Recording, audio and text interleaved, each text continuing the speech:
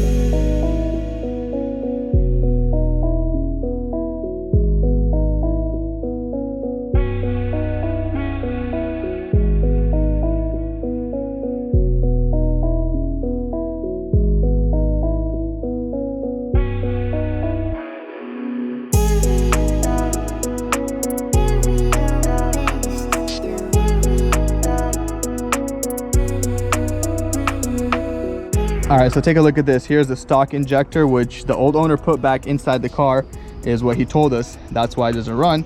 That's why we are changing them back to how he had it. So here's the aftermarket injector. It looks a little juicier, a little thicker. And then we do have a little dongle. I think it's a little harness piece for them right here. I think we need this little adapter piece. So let's go ahead and reinstall all 6 of them and see if this thing fires up. Very curious.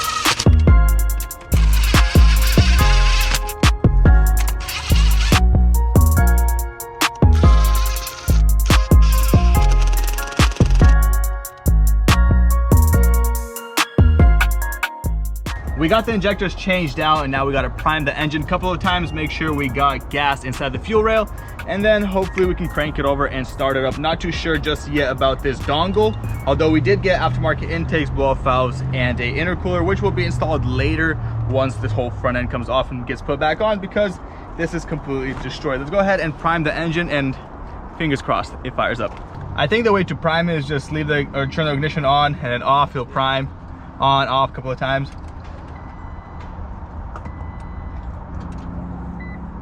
I hear the fuel pump going beep. All right, I'm gonna give it a crank. Hopefully it doesn't blow up.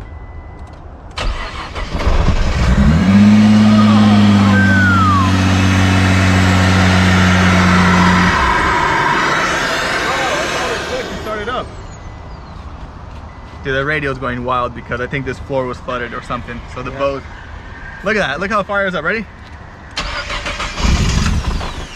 Like a regular GTR.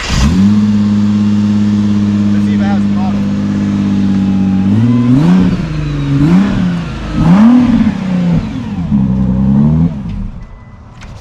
Wow, no way. That is it for firing it up, dude. Now we got to get the suspension on its feet. Get it up in the frame bench, get that Golf off there and get this thing on the frame bench. Wow, that was easy. How much for the injector? Like 800 bucks? 800 bucks, that's it, fired right up. Although, we still need another couple of grand of parts up in here, but dude, since the fact is 1,000 horsepower, well worth the money. We did a little bit overpay for the car initially, but let's go ahead and put that cover back on. Make sure, well, before putting the cover on, inspect that we have no more leaks or anything. Put that cover on, and then start working on the suspension assembly. We got all the parts, let's get it.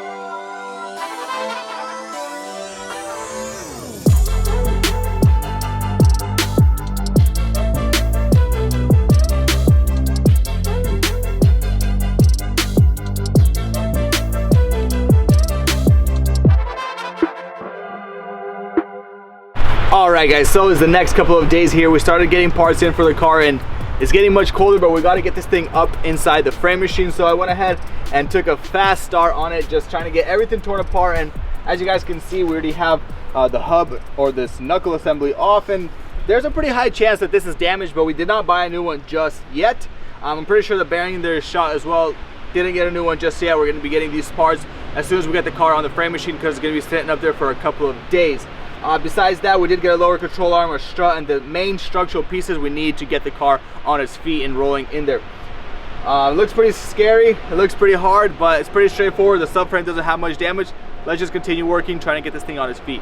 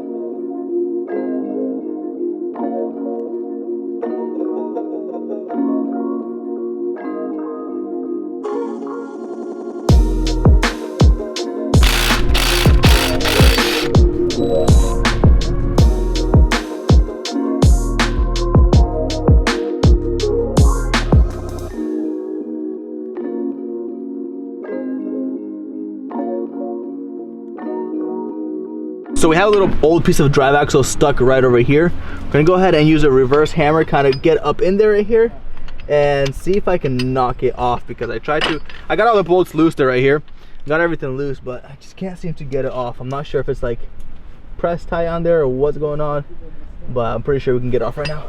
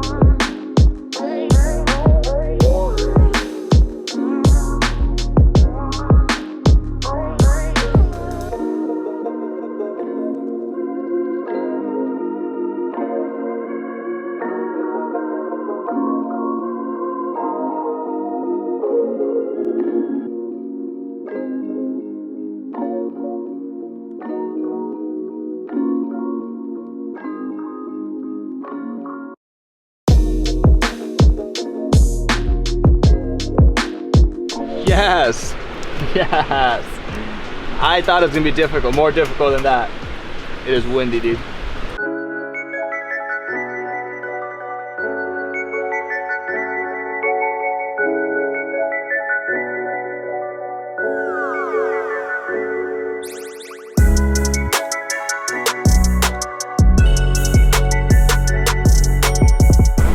So we are currently putting on the new inner tie rod, the outer tie rod. As you guys saw, we did a ton of work. Man, it's actually quite simple, as funny as that sounds. None of the bolts were like rusty or crusty. Everything was just coming off nice and easy. Super pumped with it. I'm trying to get the most work I can get done for the night. It's super cold outside, it's dark, but we're grinding, man. We want to get this done.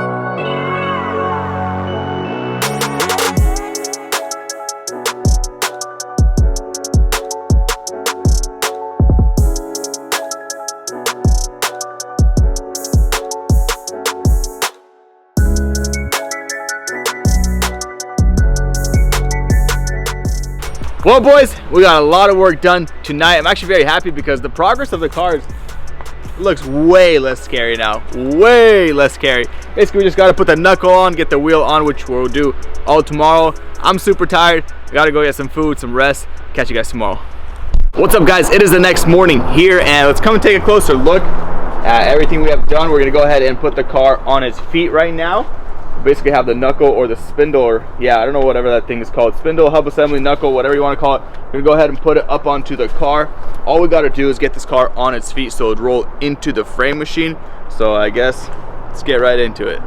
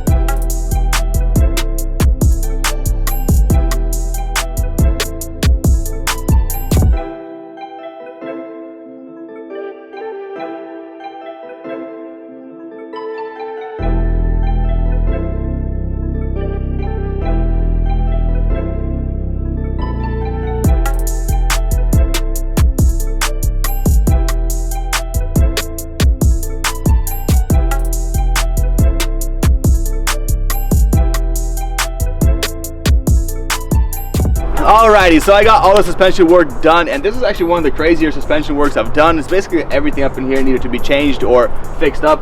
I mean, look at this, it's all super nice and tight. We got no wiggle room. The wheel seems to be semi-straight prior to alignment. The brake line is bad. We do have a new brake line, but I guess we can just e-brake it up onto the frame bench, or maybe it might come later today, we'll put it on or something like that. But let's go ahead and put the wheel on and put this thing on the floor. This thing has not been on its own wheels in a long time. See how this does. I'm very excited, man. This is one of the steps to get the car finished. There's a couple more things about the car that are just kind of a little bit scary for me, like the steering, whatever, the steering pin broke, or if any of you guys know what that is, can you show them what it is? Look how the steering wheel, this whole thing inside here, it just completely busted. Look at this. So I'm not sure if that's like some security pin. The both latches in the bottom are locked up. I have no idea. We're gonna have to start troubleshooting, looking up, and start digging in there, seeing what that is. But first thing is get it onto the frame machine. Let's go ahead and put the wheel on. So we also got a new wheel and tire. Well, a wheel we got used, they're super expensive, one rim. And then we got a brand new tire. This tire is heck expensive as well. It's $550 for one tire. Ridiculous. It's some run flat Dunlop. It's stupid prices. Literally this thing is like $1,000 right here. More, because that rim itself was like $650, used one.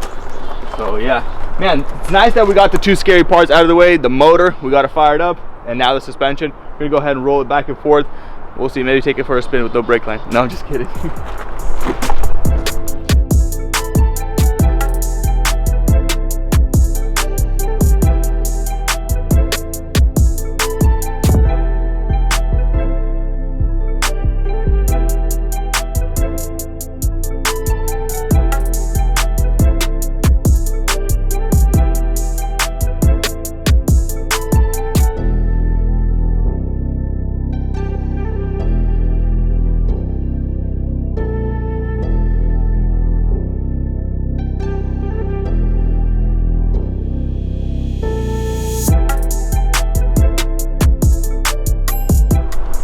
All right, moment of truth.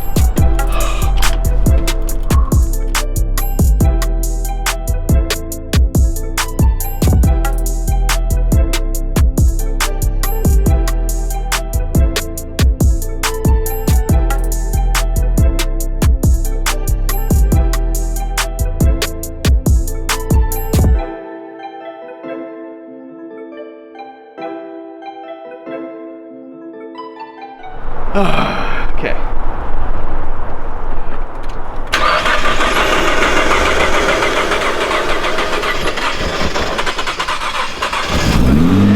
There you go. Maybe not. Maybe not. Maybe somebody put the stock injectors back in.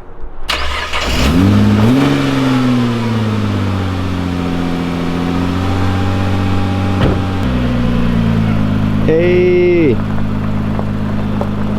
Did it move? It's moving on its own.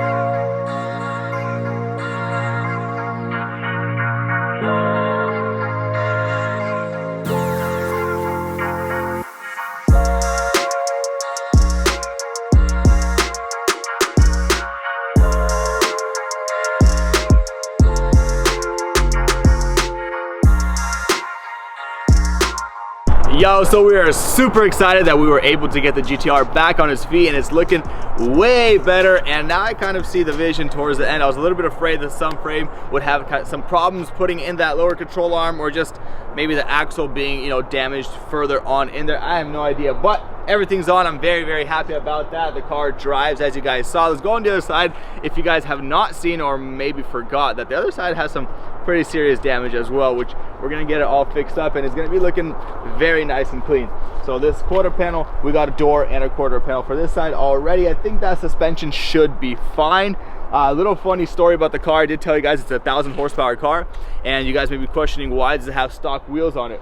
So the guy had different wheels for it with like drag tires on it, but he didn't have time to put them on. Or no, sorry, he put them on, but he didn't have the correct bolts to put them on, because I think he needed extended bolts and it was touching the hub or something. So he pulled them off, used this car, and this car was like a 10-second car on stock tires at the track.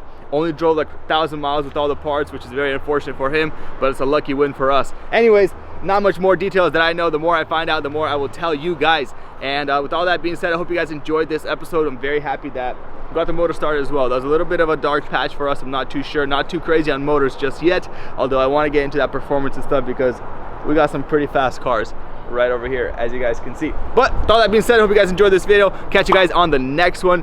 Peace out, have a good one. Don't forget to follow my Instagram at BYBTim. Subscribe, like, comment. Peace out.